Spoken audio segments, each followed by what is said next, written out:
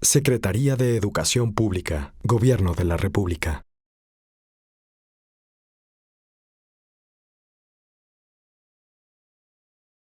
Bueno, sobre lo primero, por eso hicimos esta comisión plural, ustedes ya conocieron los nombres, y pensamos que 3 meses, no es una fecha fatal, pero platicando con ellos, se considera que 3 meses puede ser un tiempo suficiente para que se pueda hacer la revisión. Está hecha, pero que tengan las deliberaciones y se pueda hacer el nuevo reglamento. Así es que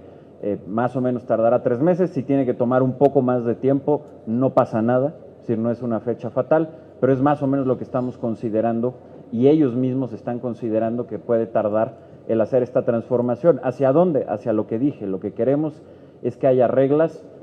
en primer lugar, que respeten los derechos laborales, eso está muy claro, pero que nos permitan tener reglas tanto para el ingreso de quienes van a ser maestros de los maestros, es decir, a la planta docente de las normales, reglas de ingreso basadas en el mérito, es decir, que permita que las normales contraten a los mejores y que no sean otros los criterios. ¿Cuál va a ser la forma concreta que tome eso? Pues para eso es la comisión y para eso hay diversos puntos de vista, de los propios normalistas, de expertos en educación, del propio sindicato, de las autoridades locales y de la SEP. Por eso es una comisión tan plural, del INEE, etcétera. Y lo mismo para la promoción de quienes son maestros de las normales, que son promociones económicas y de reconocimiento de diverso tipo, que también los criterios para hacer las promociones estén basadas en el mérito, es decir, en el trabajo, en el progreso del trabajo que tengan las maestras y los maestros, en su esfuerzo, en la calidad que tenga, en diversos rubros, en la enseñanza, en la práctica educativa, en la investigación educativa, y que también esos criterios, pues ya los específicos los hará esta comisión, tomando en cuenta las experiencias que ya se tienen en las universidades, en diversas instituciones de educación superior que tienen diversos mecanismos y reglamentos para la promoción basada y sustentada en el mérito. Y eso es lo que queremos en las normales, y entonces eso es lo que va a trabajar. Y lo segundo, me parece que con esto, que la sociedad mexicana conozca al verdadero normalismo de nuestro país, un normalismo que tiene una vocación por los niños y las niñas, un normalismo que tiene un gran compromiso con el país, con la República, con la historia de México, que tienen muchos deseos y fuerza de fortalecerse y de transformarse, que entienden muy bien que el mundo está cambiando y que tiene que haber una renovación educativa y que tiene que pasar por las propias escuelas normales, que quieren tener mejores elementos, mejor capacitación, mejor formación. Esos son los normalistas de México y eso es como se tienen que empezar a ver, como lo vimos el día de hoy. Ustedes fueron testigos, aquí estuvieron la mayoría de las directoras y de los directores de las escuelas normales, con quien hemos venido trabajando y quienes están con un gran entusiasmo por caminar junto con esta transformación. Estuvieron también maestros de las escuelas normales y sobre todo normalistas, ustedes aquí los vieron, de distintos estados del país, de Guerrero, en fin, ustedes los vieron, ya los presenté. Ese es el normalismo de nuestro país, ese es el ánimo, la conciencia, el compromiso con los niños, con la República y sus ganas de transformarse, mejorarse y ser la piedra angular del cambio de México. Bueno, mira,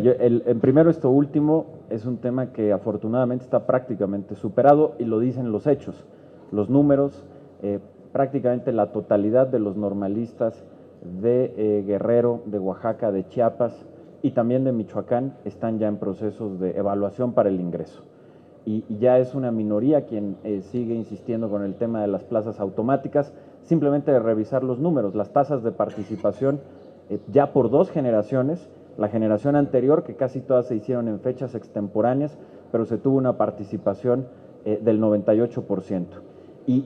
esta generación se presentó ya en fechas ordinarias y también con tasas de participación por encima del 90% en todos estos estados. Entonces, ahí ya hay un cambio que es real y que no es de discurso, sino está en los hechos y en los números. Y con ellos hemos tenido mucho diálogo, muchos de ellos han venido aquí a verme a la Secretaría de Educación, he tenido el privilegio de poder platicar con ellos, particularmente jóvenes de Guerrero, muchos de los que aquí estaban, por ejemplo, de Teloloapan, de Arcelia, han venido aquí, hoy jóvenes que ya son maestros, que los conocen, nos han acompañado en muchos eventos, Francisco del CREN de Iguala, han estado aquí muchos de los jóvenes de Iguala, en fin, entonces hemos tenido un diálogo directo, yo personalmente he tenido un diálogo directo con muchos de estos jóvenes y de estos normalistas, y por su parte, tanto el doctor Jara como el doctor Mario Chávez han tenido también un diálogo muy intenso, incluyendo en muchas reuniones dentro de las escuelas normales, de estas y de todas. Este proceso se construyó con 200 reuniones, muchas de ellas en las escuelas normales, en donde se hicieron foros, mesas, para ir llegando a las conclusiones que hoy presentamos. Entonces, nosotros seguimos con esa apertura, la vamos a intensificar en un diálogo directo con ellos, de parte de la SEP y también directo de un servidor con todos los jóvenes normalistas, sus maestros y los directores de las escuelas. Bueno, son 2,000 millones de pesos, pero que son de alguna manera extraordinarios. 1,000 millones de ellos viene de escuelas al 100, es decir, es una inversión extraordinaria en términos de infraestructura, más un esfuerzo adicional del presupuesto regular. Igualmente, los fondos extraordinarios vendrán del presupuesto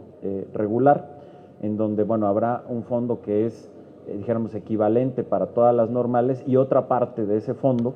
se destinará a fortalecer a quienes estén cumpliendo con las condiciones de excelencia académica. Entonces, dijéramos, los 2,000 millones que hablé de infraestructura y de equipamiento tiene un componente que es el que lo hace estar por encima de lo que se les había venido dando en promedio a las escuelas normales, de 1,000 millones de pesos de escuelas al 100, con lo cual estamos dando un empujón muy importante en términos de mejorar la infraestructura de las escuelas y el equipamiento, las bibliotecas, por ejemplo. Una de tantas cosas que estamos haciendo para fortalecer las bibliotecas de las escuelas normales estamos llevando la colección de la Ciencia para Todos del Fondo de Cultura Económica, que es una colección muy importante, es la colección más grande de divulgación de la ciencia en español, de altísima calidad, que son ya muchos volúmenes. Esta colección tiene más de 30 años y la estamos llevando a todas las bibliotecas de las 263 normales, como un ejemplo del fortalecimiento que se está dando también a los materiales,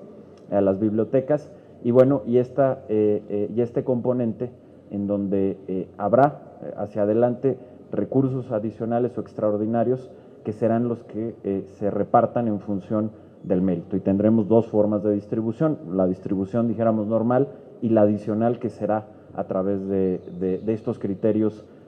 meritocráticos y de cómo vayan avanzando las escuelas en su calidad y su excelencia en la enseñanza y en la investigación también. Muchas gracias. Secretaría de Educación Pública, Gobierno de la República.